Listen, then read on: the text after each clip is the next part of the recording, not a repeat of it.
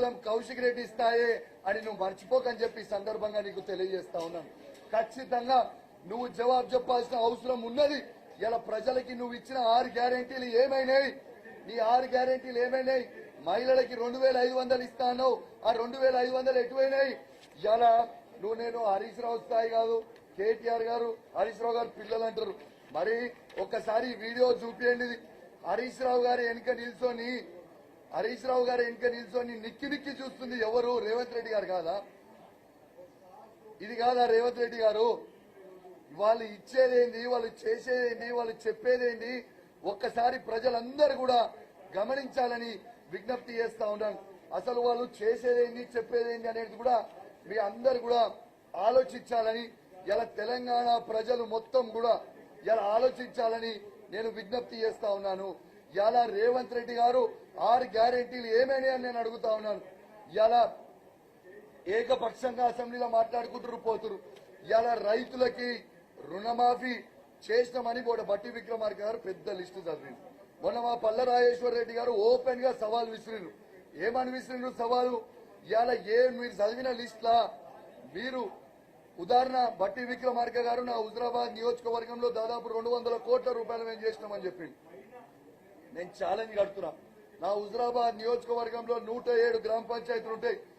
ఏ ఒక్క గ్రామ పంచాయతీకి పోయినా 100% రుణమాఫీ మీరు చేసిరని ఒక్క గ్రామ పంచాయతీలో చెప్పినా మేము మా ఎమ్మెల్యే పదవికి రాజీనామా చేయడానికి సిద్ధంగా ఉన్నాము అని మేము సవాల్ విసురుతా ఉన్నాం. మీరేదో వన్ సైడ్ మాట్లాడుకొని వెళ్ళిపోవడం కాదు, మీరు జవాబు చెప్పండి. జనాలు వేచి చూస్తా ఉన్నారు. మీరు ఇచ్చిన 6 గ్యారెంటీల కోసం వేచి చూస్తా ఉన్నారు. మీరు పేపర్ యాడ్లు ఇచ్చిర్రు, ఏమైంది? మీ రైతు రుణమాఫీ ఏమైంది? ఆటో డ్రైవర్కి ఇస్తా అన్న 12,000 ఏమైంది? మహిళలకు ఇస్తా అన్న 2,500 ఏమైనాయి? ఇలా కేసీఆర్ కిట్ ని ఎందుకు బంద్ చేసిర్రు? ఇలా న్యూట్రిషన్ కిట్ ని ఎందుకు బంద్ చేసిర్రు?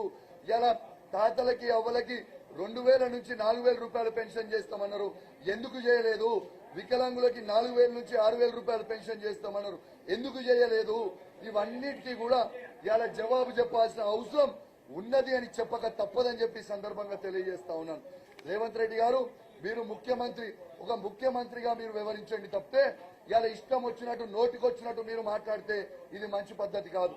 నిన్న అసెంబ్లీలో మాట్లాడుకుంటూ జర్నలిస్టులని బెదిరించే విధంగా ఏ విధంగా మాట్లాడిండో ఒక్కసారి ఆలోచన చేయండి.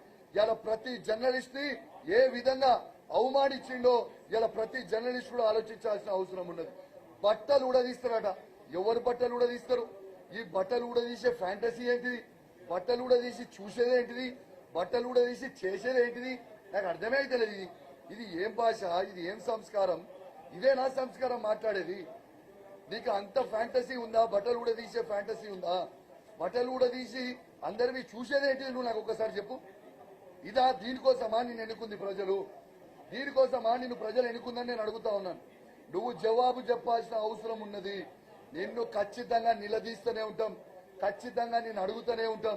నిన్న ఇంకొకటి కూడా మర్చిపోయినా, చాలా గొప్పగా నిన్న కడియం శ్రీహరి గారు కూడా చెప్పారు రేవంత్ రెడ్డి గారి ఆదేశాల మీద నా అభివృద్ధి కోసం నేను పార్టీ మారినాను.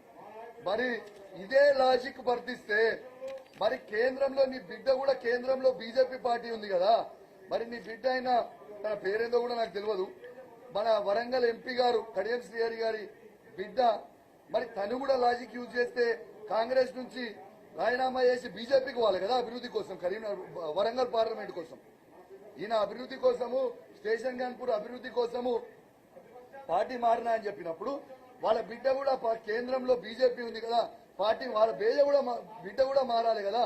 మరి చిన్న లాజిక్ ఎట్లా మిస్ అయిండు? మరి ఇదా నువ్వు మాట్లాడేదని చెప్పి నేను అడుగుతా ఉన్నాను. 101% చెప్తా ఉన్నాం. ప్రజలు వేచి చూస్తా ఉన్నారు, ప్రజలు ఎదురు చూస్తా ఉన్నారు.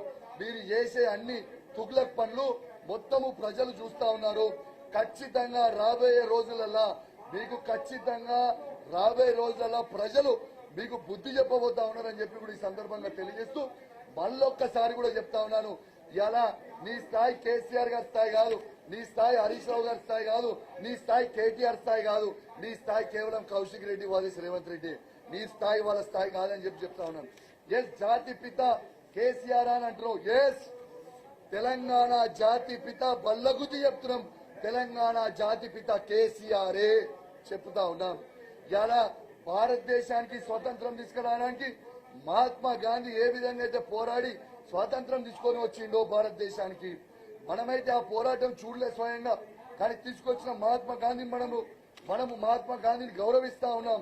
కానీ ఇవాళ తెలంగాణ గౌరవిస్తా ఉన్నాం. ఇవాళ తెలంగాణని ఏ విధంగా తెలంగాణ కోసం పోరాటం చేసి చావు నోట్ల తలబెట్టి ఇలా తెలంగాణ తీసుకొచ్చిరో స్వయంగా మన కళ్ళతోని మనం చూసినాం.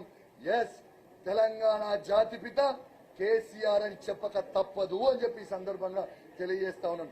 నువ్వు ఎంత వరినా, నువ్వు ఎంత మొత్తుకున్నా, నువ్వు ఏదైపోయినా ఇలా అదే కేసీఆర్ గారు లేకపోయి ఉంటే ఇలా ఇదే రేవంత్ రెడ్డి ఆంధ్రోలో బూట్లు నాకుంటా కూసోపోవా? ఇలా ఇదే కేసీఆర్ జై తెలంగాణ అనకపోయి ఉంటే ఇలా చంద్రబాబు నాయుడు బూట్లు నాకుంటా కూర్చుండపోవా ఇదే రేవంత్ రెడ్డి?